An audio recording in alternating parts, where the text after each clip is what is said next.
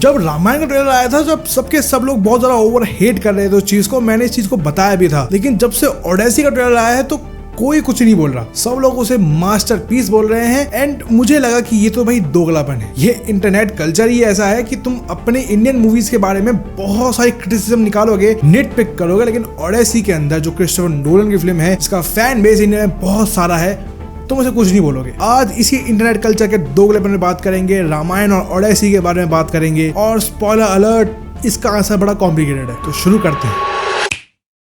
तो देखो, पहले क्लियर कर देता हूँ, मुझे ना रामायण का ट्रेलर 100% परफेक्ट लगा, ना कि ओडेसी बिल्कुल ही खराब लगा। ये दोनों ही अपनी अपनी जगह पे बिल्कुल सेम टू सेम काम करते हैं, लेकिन इंटरनेट का रिएक्शन बिल्कुल ही उल्टा है। देखो, मैं बिल्कुल मानता हूँ कि रामायण के वीएफएक्स उतने अच्छे नहीं लग रहे, बल्कि लगने चाहिए जितनी की बजट की फिल्म है। लोगों की क्रिटिसिज्म इस चीज पे बहुत वैलिड है, लेकिन मैं ये चीज समझ नहीं पाता कि अगर तुम अभी से ही इसको प्री जज कर रहे हो, जो कि बहुत नॉर्मल बात है, तुम कर सकते हो, तभी तुमको दिया गया टीजर, तो ओडेसी को क्यों नहीं किया गया। ओडेसी के साथ टेक्नोलॉजी जुड़ी हुई है कि भाई ये तो पूरी दुनिया की पहली पिक्चर है जो आईमैक्स में फुल्ली शूट हुई है। क्रिस्टोफर नोलन है इसके अंदर, ओडेसी एक माइथोलॉजी है, उसके साथ काम हो रहा है। रामायण का क्या, रामायण भी एक हिस्टोरिकल, एक माइथोलॉजिकल एपिक है जो तुम देखने वाले हो। सेम टू सेम कहानी सी है ना। तो अगर दोनों में ऑलमोस्ट सेम बजट लगता है, तो क्यों हम दोनों चीजों को एकदम अलग अलग बिहेव कर रहे हैं। ऐसा नहीं है कि ओडेसी के अंदर सब कुछ परफेक्ट है। ओडेसी का जब तुम साइक्लॉप्स को देखते हो तो लगता है कि ये बड़ा खतरनाक सा, बिल्कुल कार्टून सा है। And this is the reason I am very much offended कि भाई रामायण के अंदर जब तुम मॉन्स्टर्स को बिल्कुल निटपिक कर सकते हो कि इतना अच्छा नहीं लग रहा, तो ओडेसी के अंदर क्यों नहीं। बल्कि ओडेसी को तो बहुत कम टाइम में आने के लिए। तुम एक चीज समझो, जुलाई में ओडेसी आने वाली है, तो अगर अभी ये ट्रेलर का ऐसा कुछ लुक है तो ये मोस्ट प्रोबेबली चेंज नहीं हो सकता। रामायण का केस बिल्कुल उल्टा है, उसके अंदर जो भी चीज दिखाई गई है वो चेंज हो सकते हैं, सिवाय विजन के जो उनको दिखाना है। ओडेसी के ट्रेलर के अंदर बहुत सारी कमियां हैं अपने आप में। उसका जो लैंग्वेज है, जेनजी लैंग्वेज यूज की गई है। मतलब व्हाई रॉबर्ट पैटिंसन बात करता टॉम हॉलैंड से कि तुम्हारा बाप जो है ओडेसिस, वो घर नहीं आएगा, तो इसमें डैडी डैडी क्या बोलना है भाई, जेनजी लैंग्वेज क्यों यूज कर रहे हो। बहुत सारे बाहर के लोगों ने इस चीज को निटपिक किया है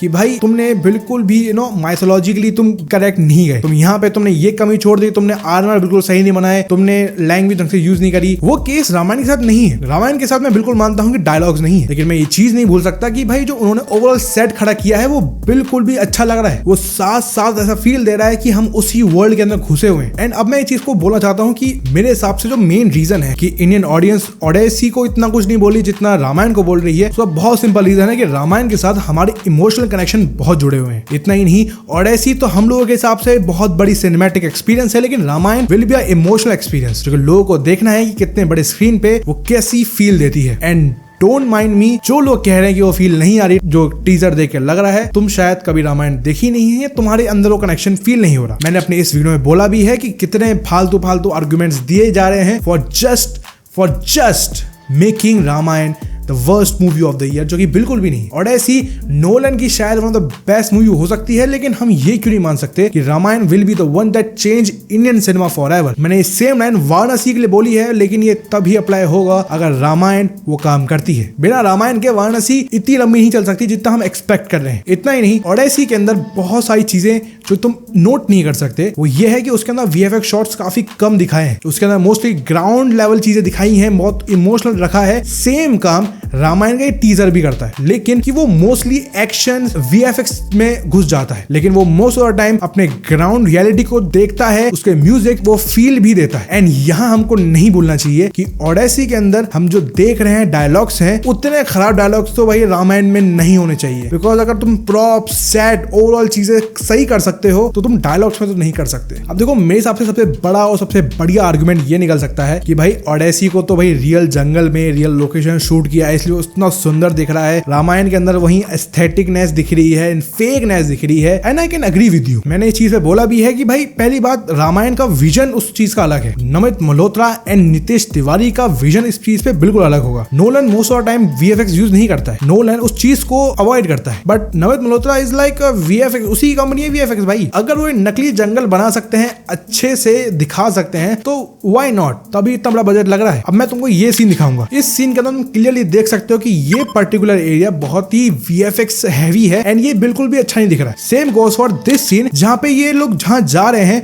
वो ग्रीन स्क्रीन पे ही शूट हुआ है पूरा। एंड ये निटपिक तुमको लग रहा है कि भाई तू ज्यादा नोलन कर रहा है, तो I will be very honest with you, मैंने ये निटपिक रामायण के टाइम बिल्कुल नहीं किया था, बिकॉज वो काम पूरा इंटरनेट कर चुका था। काफी बढ़िया सेइंग है कि मूवी खराब तब नहीं होती जब उसके विजुअल्स और उसकी स्टोरी खराब होती है, वो खराब तब होती है जब इंटरनेट डिसाइड ही कर ले कि वो एक बुरी पिक्चर है। एंड इतना ही नहीं, ये ऐसी फिल्म है जो इंडियन सिनेमा हिस्ट्री को पूरा रीडिफाइन करने वाली है। लिटरली इस चीज को चेंज कर देगी कि बाहर के लोग इंडियन सिनेमा को कैसे देखते हैं। You can agree with me कि रामायण का ओवरऑल लुक और ओवरऑल जो फील है वो ज्यादा बेटर था ओडेसी से, लेकिन ओडेसी बिल्कुल भी छोटी और हल्की फिल्म नहीं लग रही। ओडेसी लग रही है कि एक फिल्म है, एक कंसिस्टेंट एक टोन लेके चलती है, एंड तभी वो क्रिस्टोफर नोलन की फिल्म है। एंड आई कैन से कि वेट करो, रामायण के ट्रेलर का वेट करो, ओडेसी की पिक्चर का आने का वेट करो। मैंने ये कभी नहीं सोचा था कि मैं ओडेसी और रामायण को बिल्कुल कंपेयर करूंगा, लेकिन इंटरनेट कल्चर ही ऐसा है कि मेरे को दोगलापन दिखा तो मुझे बोलना पड़ा। तुम्हारा क्या टेक है इस चीज पे? मैं बिल्कुल चाहता हूं कि तुम दोनों फिल्म को एंजॉय करो, ओडेसी और रामायण दोनों को, लेकिन क्या तुम्हारे हिसाब से ये हेट्रेड बिल्कुल जस्टिफाई थी रामायण के लिए? क्या वो बिल्कुल जस्टिफाई नहीं है फॉर ओडेसी? कमेंट करके बताओ। बाकी ये वीडियो तुम देख सकते हो, बहुत बढ़िया वीडियो है, चैनल को सब्सक्राइब कर सकते हो, बड़ा मजा आएगा, बड़ा बढ़िया चैनल है, अगर पहली बार आया तो कर दो। मिलते हैं अगली वीडियो में, टाटा बाय बाय।